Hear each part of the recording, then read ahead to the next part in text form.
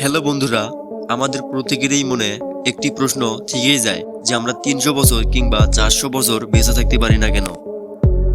ভিডিওটি খুবই গুরুত্বপূর্ণ হতে যাচ্ছে, তাই স্কিপ না করে সম্পূর্ণ ভিডিওটি দেখুন।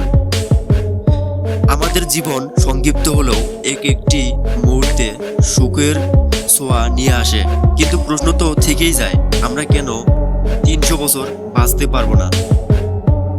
আমাদের শরীরের বয়স বাড়ানোর প্রক্রিয়া অত্যন্ত জটিল।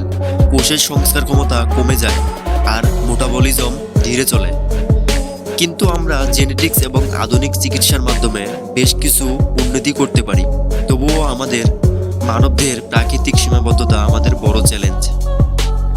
বন্ধুরা, তোমরা নিশ্চয়ই শুনে থাকবে বিজ্ঞানীরা বলেছেন আমরা 300 বছর বাঁচতে পারবো না। তোমাদের কি মনে হয়? এটি শুধু শরীরগত সীমাবদ্ধতা নয়, সমাজ ও মানসিক পরিবর্তনও প্রভাবিত করে। যদি আমরা 300 বছর বেঁচে থাকি, সমাজের কত পরিবর্তন হবে তা আমরা কল্পনাও করতে পারি না।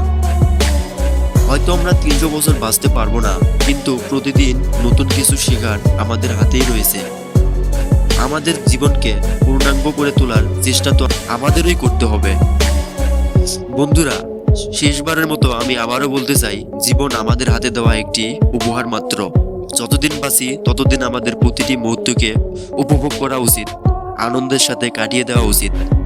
তবেই আমাদের জীবন সুন্দর হবে। তো বন্ধুরা, ভিডিওটি আজকের মতো এ পর্যন্তই। ভিডিওটি ভালো লেগে থাকলে একটি লাইক করে দিবে এবং ভিডিও সম্বন্ধে কোনো মতামত থাকলে অবশ্যই কমেন্ট করে জানাবে।